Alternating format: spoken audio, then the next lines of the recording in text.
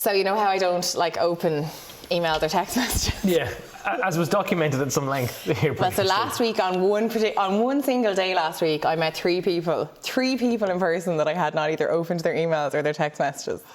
Oh, three people in one day. It was actually quite embarrassing. And were they people, did you know that you had blanked them, or had their emails just been lost in the swamp? One had been lost in the ether. One was I found it afterwards. So embarrassing. And then the other two, I knew they were there, but I hadn't opened them because I didn't have time. I knew that I wouldn't have time to reply to them, so I just didn't open them. But then I had to be like, oh my God, it's so good to see you. I'm so sorry I didn't open your message from 2 weeks ago. So anyway, listen, I think I've learned a valuable lesson. Yeah. Do you think it's worse to so I just don't read the message, because if you read it and don't reply, I feel like that's ruder because you've seen it. Yeah, if they've got two. But it's there and you're just deciding not to read it because that you think it would be ruder if you did read it, even though you know that it's there. So it is equally as rude, if not worse, because there's a little bit of thought behind it. Do you know what I mean? Well, it was no thought. It's just I didn't have time to read it. Anyway, quite embarrassing. Over the show. Hate mail coming in. I won't see it because I don't read them. Yeah. Hello, you're very welcome along to the latest episode of the group chat. I am Richard Chambers. I said the latest because I couldn't remember what episode this was. That was very obvious. So much for the magnificent 7th episode. Yeah, we're at that point now. But I am joined by my fellow correspondent, Zara King. Hello, how are you? And Gavan Riley. Hello there. Guys, how have you been keeping? Any news?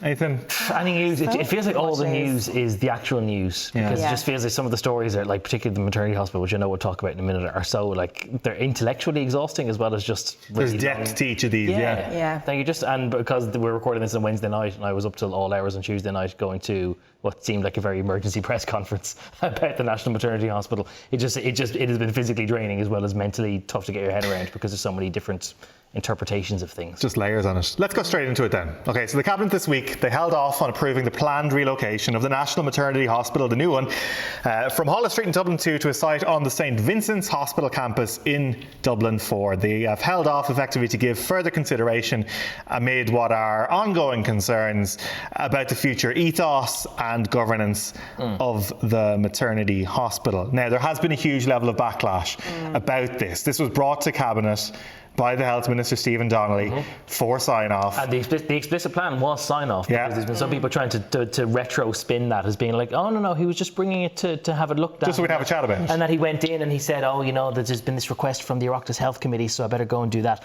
That wasn't the plan. The plan was to go in and get it all signed off on, and because of a pushback from, just as it happens, although I don't think this was germane to it, as it happens, most of the female members of Cabinet raised some concerns about the governance and looking for more assurances about that everything would be available by way of legal procedures, and they've put it on the back burner for a fortnight.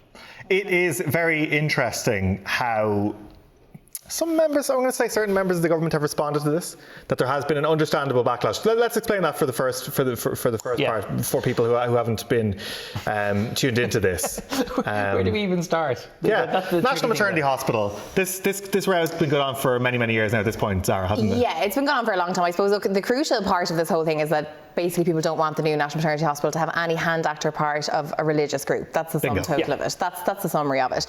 The land is owned by the religious group's sort of subgroup. I mean, it's a... The land is owned by a newly established charity. But it's not clear who's involved in that or what the background to that is. This is part of what's kind of it's also part of the reason why the government decided to put it on ice for a couple of weeks, because all of this only happened inside the last week. Literally since the last time we recorded an episode of the group chat, all of this has emerged. So some ministers just don't feel like they've had a chance to get their heads around all of this. The St Vincent's Holdings, which is the parent company behind the Vincent's public and private hospitals and St Michael's and Dunleary, it was, until recently enough, completely owned by the Religious Sisters of Charity, a religious order. They have divested themselves of it because they say they want to give it over. They want no involvement in the running of healthcare anymore. So they've created this new charity, and they have divested all the assets into this charity.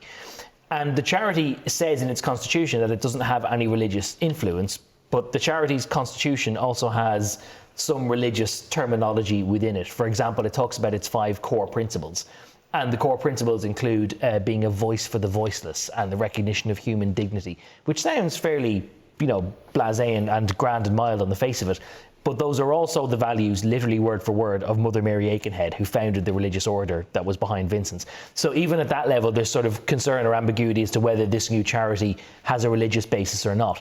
But where it all really, where the rubber hits the road in all of this, is that the state decided 9 years ago that it wanted to build this hospital beside an existing adult hospital. And that's best practice now, because you want to have a children's hospital, and then if something serious emerges, instead of having to put them in an ambulance and bring them 5 miles down the road, as they currently do from Holles Street, there's another hospital on the same site, integrated care, everyone's happy. They chose Vincent's, and the problem then with Vincent's is that at the time they chose it, Vincent's was owned by a religious group.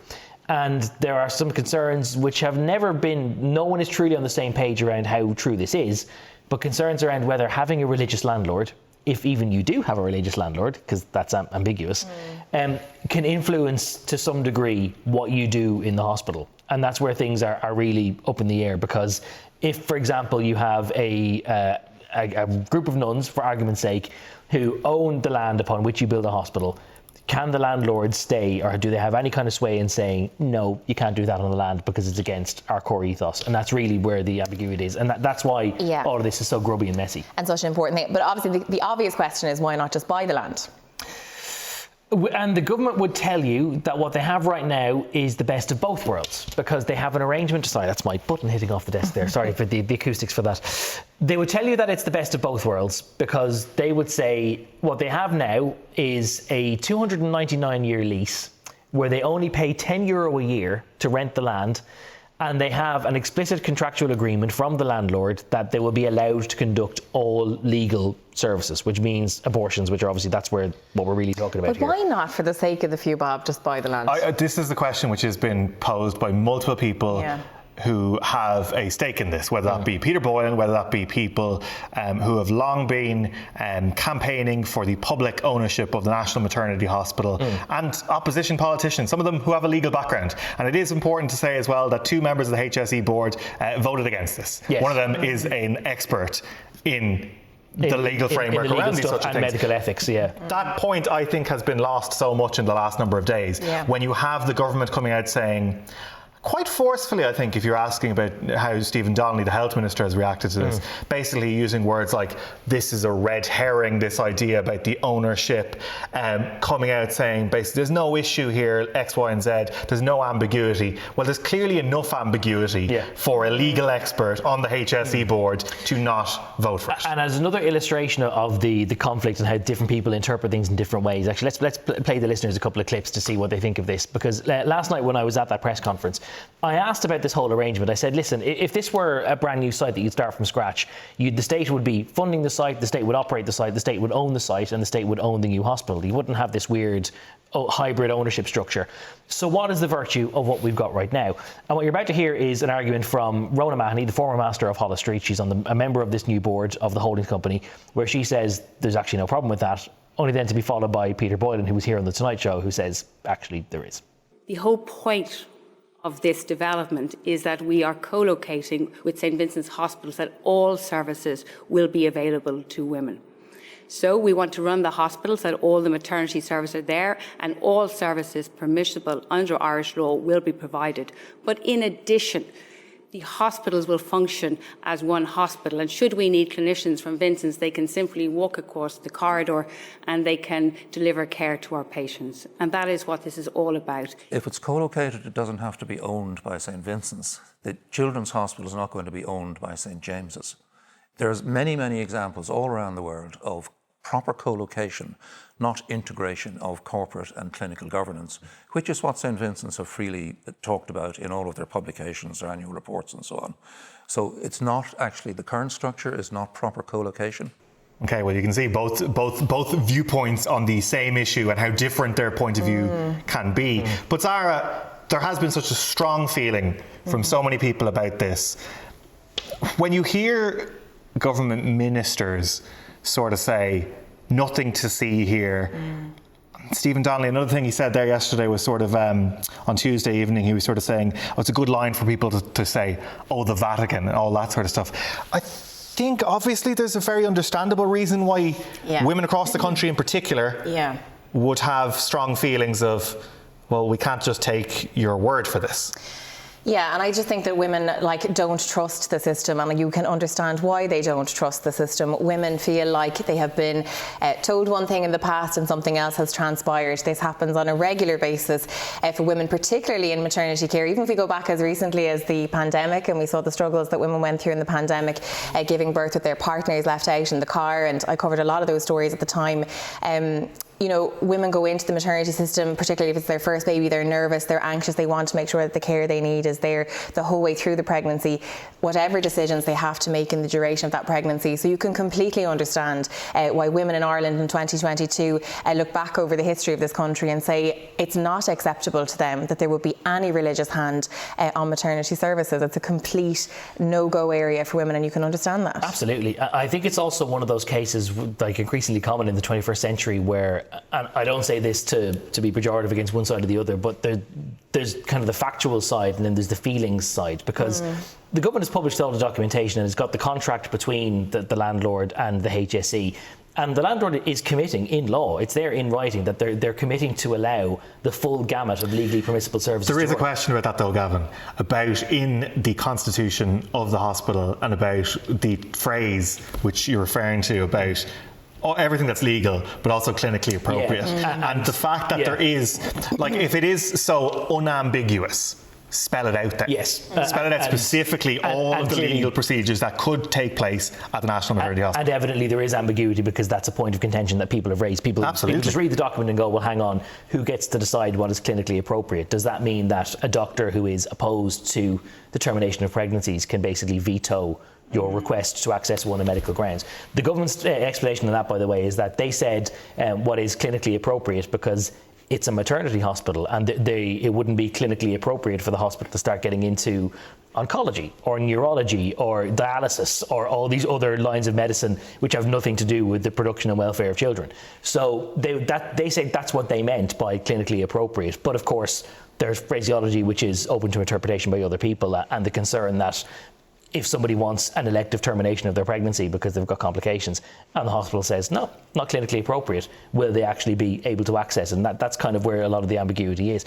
And we're in a situation now where even if you actually, if you're fine with all the legal stuff, that the contract is there, the contract says, yes, you can offer the full services. If you don't, by the way, the HSE has the right to step in and seize and basically buy the land, which it does. So on the face of it, all the legal kind of safeguards are there as long as you share their understanding of the words.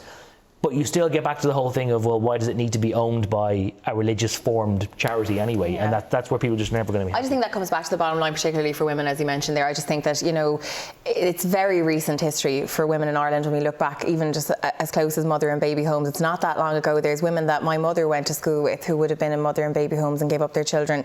So, I think the way women have been treated in maternity services, there is an historical legacy in this country with that. And I think it's very understandable that women would have reservations about this. I suppose on the flip side of all this, and what we haven't discussed, is the urgent need for a new National Maternity Hospital, and the fact that actually the more time that drags on, that need becomes greater, because maternity hospitals are wedged and facilities are under an awful lot of pressure. But this is the thing, that this has, the same controversy around this has existed, and it's been floating in the background for years and years and years. And I do think I remember Leo Varadkar raising concern about the arrangement about the holding company only a couple of years ago, that this has just been allowed to drag on and drag on and drag on. And I think a lot of people are also quite confused about the fact that it was only a couple of years ago that the Vatican had approved effectively the gifting of the St. Vincent's. But again, the gifting to whom? Yes, because exactly. It was said at the time that they were going to gift it to the Irish people or to the Irish state. Yeah. And what they did was gift it to a charity that they themselves set up, and which doesn't appear to be kind of answerable to anyone in particular. And is there good transparency within that charity? Do we know who are the main players? We know who the three directors are right now, because that was all published last week, and you could identify them. I don't have their names to hand, but they're publicly available, and they're one of them is a pharmacist, and then two of them are actually members of staff of the existing Vincent's or Hollis Street. So they're all quite eminent clinicians. But the question almost is to whom does it answer? And in a funny way, when people say, they want full independence for the hospital, actually what they want is not full independence, because independence means you're answerable to no one, including the state. What they actually probably really want is dependence, where you have a direct state intervention to say, these are the services that are legal and we demand that they be provided. And in a funny way, we're now getting to a point where no arrangement will suit everybody, because you have the Taoiseach standing up at the Dáil today saying no question about all of that. He said, by the way, we basically own the land because it's a 299-year lease and we're only paying a tenner a year. That's basically ownership, which is great news to all of our listeners who've been wondering about the crazy house prices. And by the way, thank you to all of the feedback we got on that last week, and we will get back to that.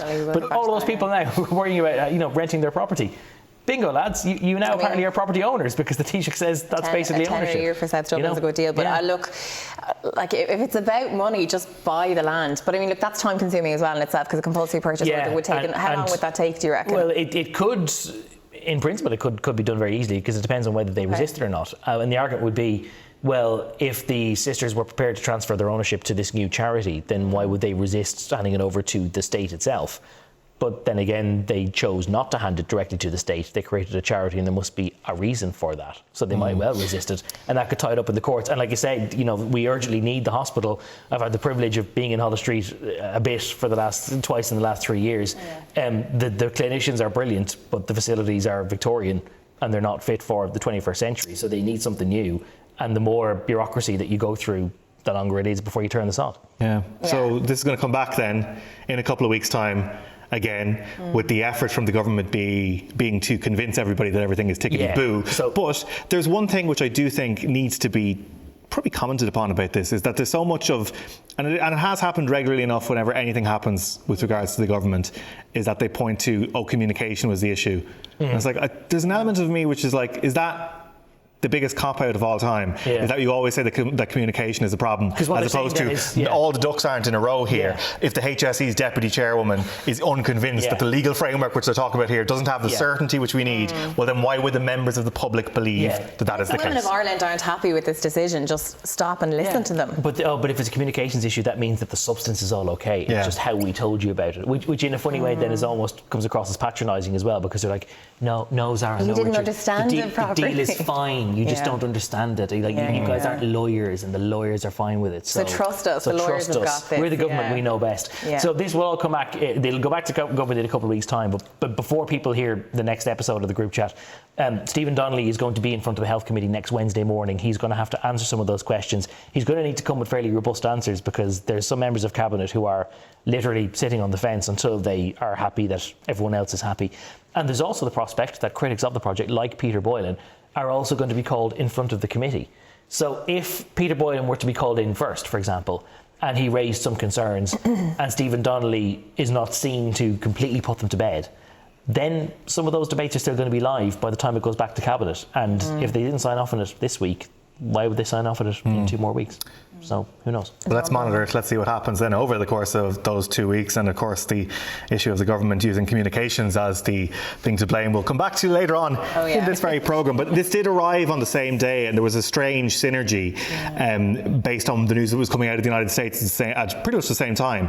And that was the scoop, effectively, from Politico, the news website, that the Supreme Court had published or had put together a draft opinion which would effectively overturn Roe versus Wade, which is the United States constitutional guarantee to the right for an abortion, which has existed for over 50 years, and that appears now to be in serious jeopardy. Which is a huge political issue on that side of the ocean, because there's midterm elections coming up in 5 or 6 months, and now suddenly this has energised people, because if it turns out that judges can eliminate a woman's access to an abortion, just as judges, by the way, created it in the first place, then isn't that the sort of thing that should be written in law? I mean, it's the end product of what we've had for the last couple of years of courts becoming political playthings, where it's pretty evident now, especially after Donald Trump was able to squeeze somebody in a month before he lost the election. He got Amy Coney Barrett in because Ruth Bader Ginsburg died. And there's now this Conservative majority.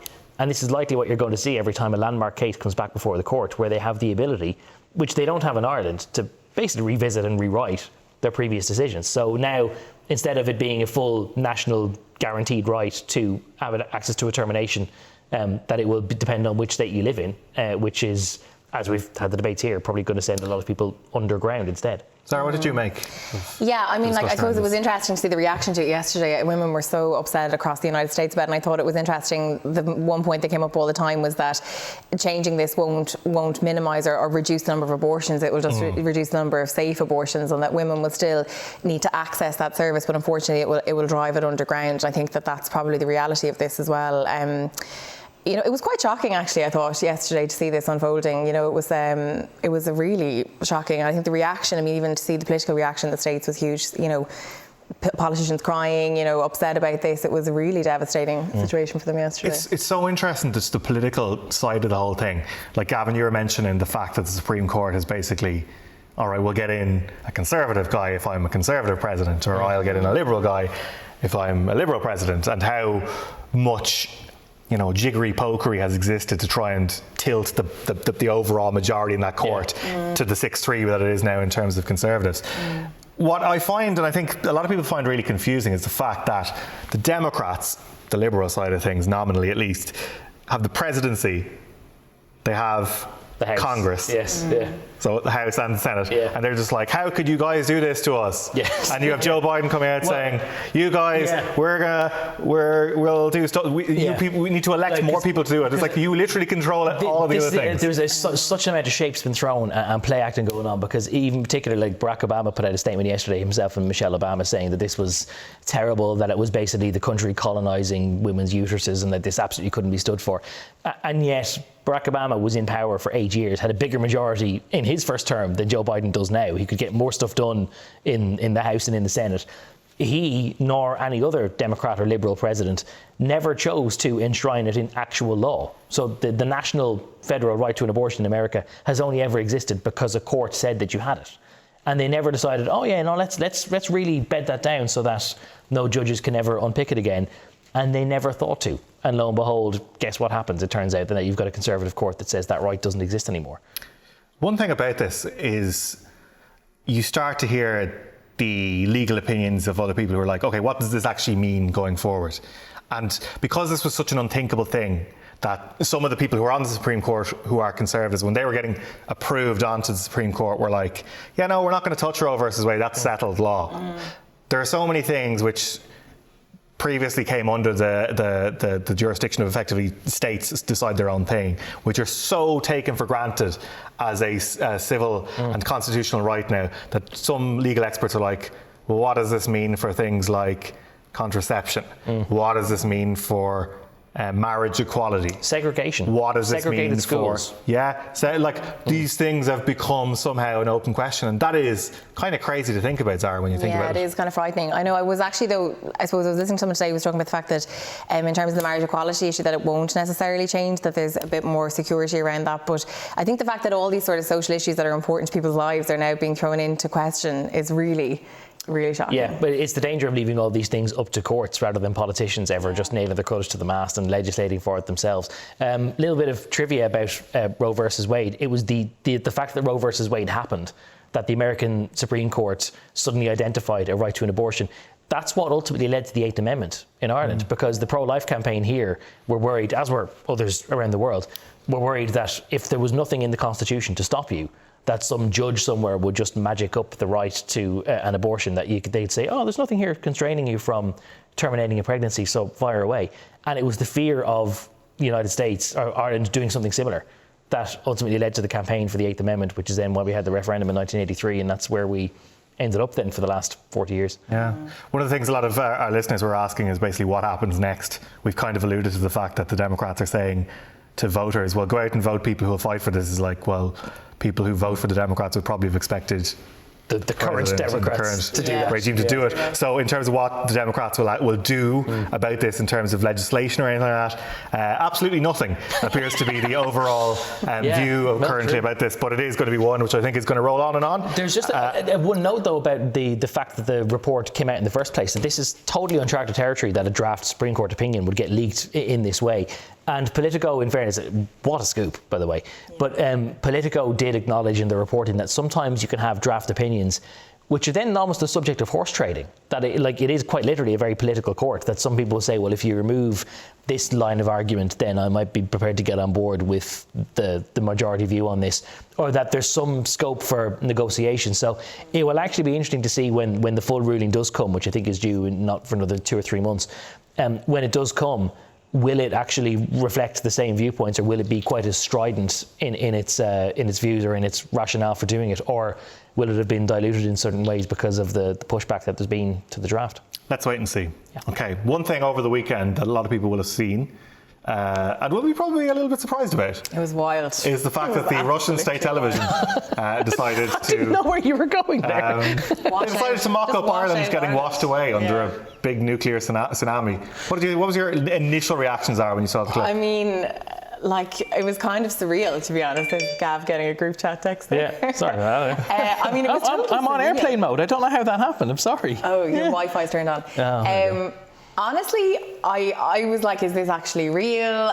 The graphics weren't great quality, really, were they? They were poor enough. I just want to, when you work in television, you have to request like the graphics department to put things together. Who's putting that graphic request in, like, you know what I mean? I'd love to be there in Moscow where they're ringing up the graphics department saying, right, we need a big tsunami, which is going to go over Ireland and Britain. And yeah, no, Ireland doesn't come back on the map after the tsunami goes over it. Yeah, gone. There's just a little radioactive symbol where Ireland used to be. Yeah. Yeah. The radioactive symbol was quite poor as well. I thought it wasn't their best quality, work, I'd say. no. But this... We can laugh at it, but it's kind of not that funny either, Yeah, there's a serious implication to this. I mean, defence experts will say, well, Russia doesn't have a weapon that can actually do that, swamp us and have us swimming around in radioactive water. Yeah. But they do have real weapons, which are equally worrying and terrifying. There was another animation that they were shown using, by the way, because people are all like, oh, this animation. There were two animations. So there was one, the sea-bound one, this kind of underwater nuclear sub-missile thing. Which, by the way, wouldn't that just be a kamikaze mission? Wouldn't you be like condemning the sub launching that to instant obliteration as well? I don't know whether they've thought that through. But that one did completely obliterate Ireland. But there was also an airborne one which was intended only for the United Kingdom. But, you know, it's hard to see how you could launch a nuclear weapon that would obliterate all of the United Kingdom but somehow stop at Carlingford Lough. Or that it would take, you know, Strabane but not Lifford. Like, it's kind of hard to imagine, you know. It's kind of amazing, though, the amount of people that, like, I know who said to me, like, did you see this thing? And they believe that it's going to happen. Like, you know, this is kind of the other side of it as well, isn't it? Like, we always talk about this, like, what you can believe and not believe that you see online. The amount of people who said to me, did you see this thing, like, Russia's going to wipe out Ireland? And I was like, well, actually, no. That's not really what's official plan. Here. Yeah. Like, that is a big, again, like, that kind of was a bit of an issue for a day or two, you know. Like, definitely have people saying that it was... It's interesting. The guy who did this, Dmitry Kiselyov, who's a frightfully colourful character, he is regarded as being very close to Vladimir Putin. He's actually on the EU sanctions list as well, but he's currently on holiday in Dubai, so the threat of nuclear war hasn't put him off his jolly ears anyway. So he's been walking around today in a peach swim shorts, I think is probably the nicest way to say that. So yeah, that'll be what he's wearing next Sunday night then on Russia 1 when he's doing his next nuclear wave. Well, look, he'll be well rested by the next time he threatens our decimation anyway, you know. But I should say there was a context to it. They were talking about this was in response to Liz Truss, the British Foreign Secretary, who had been talking about, she hadn't really been talking about it, but they interpreted what she had said to be some kind of nuclear threat to Russia. So this was all framed as being retaliation for a British strike. It wasn't that they were just getting trigger happy or itchy fingers and they decided, oh, screw it, let's wipe out Ireland. Is it not mad, though, that we're all just a bit like, yeah, sure, look, that's Russia, making a casual joke about wiping us out? Like, I don't know, I just think if it was any other country, would we not react a bit differently, or would we not, you know, like, I just think, isn't it mad that we're now at a point where we're sort of like, yeah, like, that's what they do. The thing about it's it a bit is, mad. Yeah, like the thing about it is as well, it's like we can be here and be dismissive of it. Yeah. But it doesn't go on Russia 1, which is state television, without this being something which is thought to have the approval of the Kremlin. That this is the sort of thing that they put out. And you hear Vladimir Putin talking a lot more about, well, we'll strike back at the West with X, Y, and Z. So this is kind of what we now have to expect as the rhetoric coming from Russia. So if there's any more animations coming, we'll be sure to bring them to you. But Zara, earlier on today, this is on recording on Wednesday, of course, we got to hear from Dr. Tony Holohan, whose job, of course, was infamously cancelled by himself in Trinity College, Dublin. Instance of self-cancellation it in this modern day. But there's been so much, I suppose, column inches used over this. This was very much an anticipated committee meeting in terms of... Last week we called it a pay-per-view committee, a popcorn committee. Did it live up to billing? I mean, it wasn't really probably as spicy as we thought it was going to be, just in terms of the exchanges, did we? I mean, we definitely thought last week that it was going to be a bit more kind of heated. It did get a bit robust at times. At one particular moment, it got very robust. Look, Tony Holohan actually hasn't been out in public. I can't remember the last time. He was out doing media? Like, I haven't seen Tony Holohan in public for a couple of months now. Maybe on the fringes of like late January when the COVID restrictions were lifted, maybe around that, but I've seen very little of him since then. I think the last time I interviewed Tony Holohan, and bearing in mind I've covered this pandemic for 2 years, was actually probably before Christmas. Like, I don't think think I've seen Tony Holohan in about 4 months. So he was out anyway for the first time doing a public... with Robert Watt. With Robert Watt, yes, who's the Secretary General at the Department of Health. They were before the Oireachtas Joint Committee this morning to answer questions about that. Now, council's a comment. Exactly how did it come about? Particular questions about the funding of it. That €2 million that was committed to Trinity College in that letter of intent that was sent back in March by Robert Watt to Trinity College saying, look, we're going to give you $2 million a year for this. Stephen Donnelly didn't know about that when that letter was sent, so that was the kind of key part of this. And questions being asked then about whether Robert Watt had somewhat overstepped the mark in terms of, I think David Cullen described it as, incredible arrogance that he would commit this public money to Trinity College without the minister knowing about it. And that was the nub then, I suppose, of everybody's questions today, and the commentary from fairly shocked opposition health spokespeople about how this was all run. And it was all about, how come you didn't tell the Minister, Stephen Donnelly, about this? Well, how come you didn't tell the Secretary General, the most senior civil servant in the Department of the Taoiseach, that this was the plan that you were signing off on?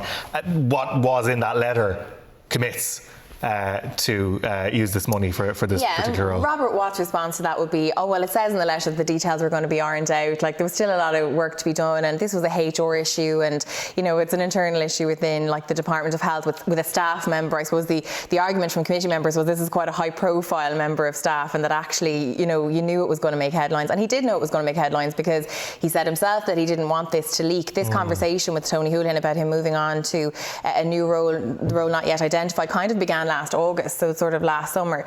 And then obviously throughout the winter we saw the pandemic, in terms of the case numbers going back up again. So it was a kind of commercially sensitive, if you want to call it that, piece of information that Tony Holohan was thinking of moving on. They didn't want it to leak. And Robert Watt would have said today that, again, it was a communications issue. It was how it was explained to people was a big factor in all of this, and that actually it was leaked, and therefore they didn't really get a chance to tell you all of the details the day they put the press release out. Leaked.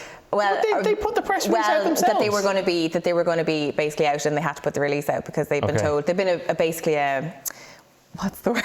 A request had gone into the press office about it. Yeah, a query had gone into the press office about it. So communications again, the issue. Once again, that's the big issue here. But Zara, will lessons be learned? Oh, lessons will be learned. Honestly, there's going to be so many learnings you're not going to know yourself. Lessons they will be learned. No, lessons will be learned. That was definitely, they will, No, lessons will be learned. What we did learn is that Tony Holohan may be willing to be talked back into taking some sort of similar role. Sort of grinning with delight when asked if he would, he was asked by a number of committee members if, could he be persuaded to change his mind, and here's what he had to say. When I saw that the way that this was unfolding, what I didn't want to do was to hang on and continue to perpetuate insofar as, and I'm not suggesting that I was in a position to exercise control over how this would play out, but that insofar as that was a factor, that I would make a clear decision and make that decision quickly and early, and that's what I did. Okay, could you be persuaded to think again? Well, nobody thus far has sought to persuade me, so okay. I mean, that's a hypothetical situation if I say to you with respect. Okay, but it's not a no. No, it wasn't a no. No, okay, and I think that's important. Do you know, like, for anyone who's not, if you're listening to this on the podcast, please go watch the video of that. I think you can hear the smile, It's the grin, I think this is not over yet at all. Please ask me to go back to Trinity. Well, you don't know. This is not over. But now, Trinity College was very clear, and it was said again today, look, they were really keen. The CMO had conversations, we're told, with a number of third level institutions. It was Trinity was the one that was kind of most keen to create the position, but very clear they weren't going to pay for it. Which is the real nub of it, though, because the question then is, well, we want him, but we don't have to do anything to get him. It's like saying, I want Lionel Messi to tog out from my local five-a-side team, but I don't want to pay for him. Yeah, that's exactly what it was. But it kind of goes back to the nub of it, though, with Robert Watt being accused of kind of overstepping the mark by just deciding that Tony Holohan would bring with him a research budget which no one had created or hadn't been set aside or wasn't even budgeted for this year. So it was supposed to be paid by this entity called the Health Research Board. But it was supposed to start to be paid this coming July. And they had no idea it was coming. They hadn't even been told they were doing this. So Robert Watt was just deciding unilaterally that he had the power to assign a budget. Yeah, and he was kind of saying that, look, this was €2 million out of a potential 900 million that board was going to have to spend. So he was trying to illustrate the fact that it was kind of what he would have described, didn't say it directly, a drop in the ocean. But I don't think this is over somehow. What do you mean? I don't know. know. I just have a feeling that maybe like we might see Tony Holohan back working in the public service at some point. I don't know. Just that question today and the way he answered it, I thought was very interesting. Like we've been covering Tony Holohan for 2 years now. You know, sometimes reading between the lines, I just wonder, is it possible that we may see him in some sort of public role down the line? I remember somebody making the point to me a couple of weeks ago that surely the Minister for Higher Education, Simon Harris, who was such a vocal fan of Tony Holohan's at the time, would surely be able to find the money down the back of some couch to fund a new third level position. Don't be talking about money down the back of couches now, Gavan. We'll be before the pack before you know it. I don't want an inquest into No this. public money from backs of couches now, all above board.